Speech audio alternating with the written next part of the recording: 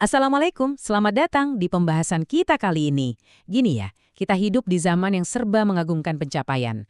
Gelar akademis yang berderet panjang, posisi jabatan yang tinggi, atau bahkan ada yang merasa punya status spiritual tertentu yang bikin mereka merasa eksklusif. Tapi, pertanyaannya adalah, apakah pencapaian sehebat apapun itu bisa mengubah aturan dasar kewajiban kita kepada Sang Pencipta? Nah, ada satu pengingat yang sangat tajam buat kita semua. Setinggi apapun gelarmu, sholat itu tetap wajib. Ini bukan sekedar pepatah loh, ini adalah prinsip mutlak. Nggak peduli siapa Anda, apa profesi Anda, atau seberapa tinggi Anda merasa pencapaian spiritual Anda, ada satu garis batas yang sama sekali nggak bisa ditawar. Lewat penjelasan kali ini, kita bakal membedah tuntas kenapa kewajiban sholat ini mengikat siapa saja tanpa pandang bulu. Coba deh jujur, pernah nggak sih Anda merasa atau dengar cerita tentang orang yang ngerasa udah nggak perlu lagi sholat karena sebuah kedudukan? Mungkin Anda mikir, ya ampun tentu saja enggak dong. Tapi faktanya fenomena kayak gini beneran ada di sekitar kita. Ada loh orang-orang yang merasa karena mereka udah mencapai tingkat spiritual tertentu atau posisi tertentu, mereka menganggap ibadah fisik seperti sholat itu cuma buat orang awam. Mereka merasa kedudukan mereka udah saking tingginya, pemahamannya udah saking dalamnya, sampai-sampai aturan dasar agama gugur dengan sendirinya.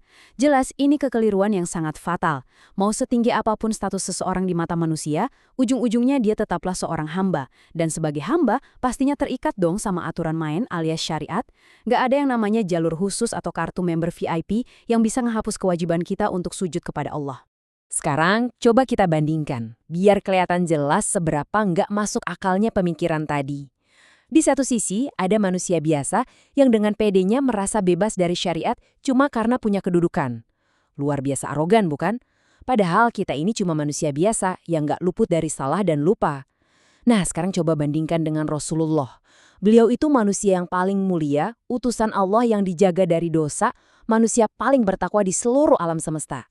Logikanya gini deh, kalau ada satu orang aja yang paling berhak dapat pembebasan dari kewajiban ibadah karena saking tingginya kedudukan beliau, pastilah Rasulullah orangnya. Tapi apa yang terjadi? Beliau justru tetap menunaikan sholat dengan sangat khusyuk sampai akhir hayatnya. Poin pentingnya di sini, kalau manusia terbaik yang pernah menginjakan kaki di bumi ini aja nggak pernah sekalipun mikir buat ninggalin sholat, lalu gimana ceritanya manusia biasa yang penuh dosa berani mengklaim bebas sholat? Ini benar-benar tamparan keras buat siapa saja yang merasa ilmunya bisa menggantikan kewajiban sujud. Biar makin mantap, mari kita langsung buka dalil Al-Quran.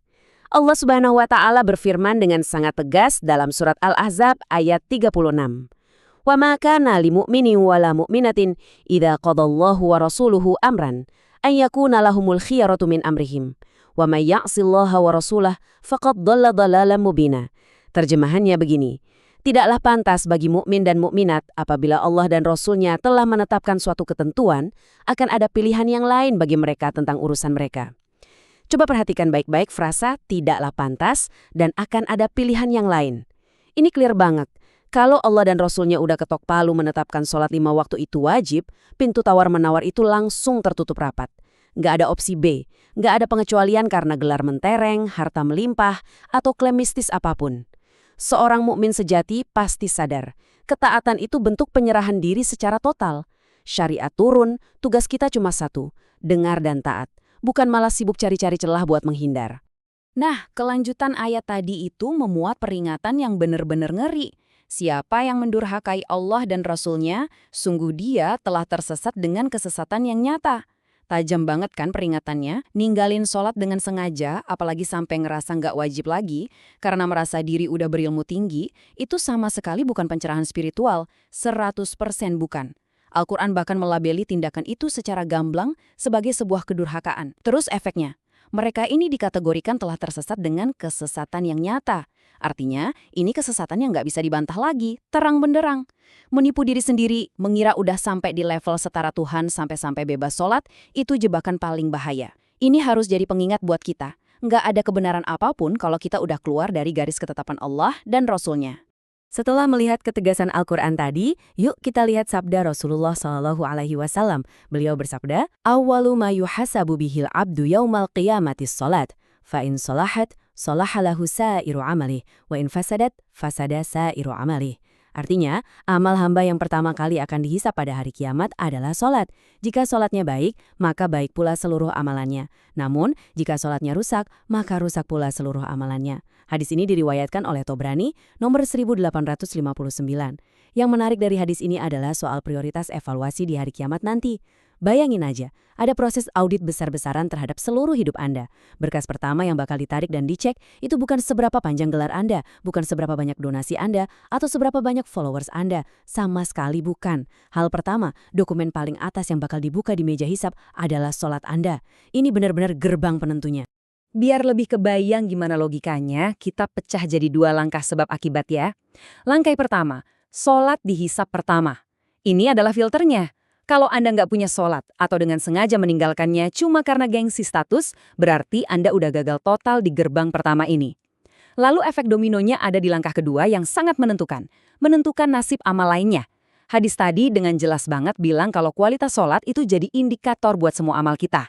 Kalau sholatnya baik, artinya dikerjakan dengan benar, dijaga waktunya, murni karena ketundukan, maka pintu amal lain akan terbuka lebar. Sedekah, puasa, kebaikan ke sesama manusia, semuanya bakal ikuti nilai baik. Tapi bayangin kalau sebaliknya.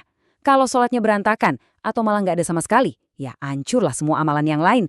Semahal apapun amalan kebaikan yang kita bangun susah payah di dunia, bakal runtuh gitu aja kalau fondasi utamanya hancur. Jadi masih berani bertaruh mengorbankan seluruh amal cuma gara-gara merasa bebas syariat? Oke, berangkat dari semua yang udah kita bahas tadi, ada 3 PR besar yang wajib kita pegang teguh nih. Pertama, luruskan pemahaman. Udah nggak ada lagi deh alasan buat ninggalin sholat pakai dalih apapun. Kita harus bersihin pikiran dari keraguan atau bisikan yang bilang kalau ada status manusia yang bikin dia kebal hukum syariat. Kedua, jagalah sholat dengan sungguh-sungguh. Jadikan ini prioritas nomor 1.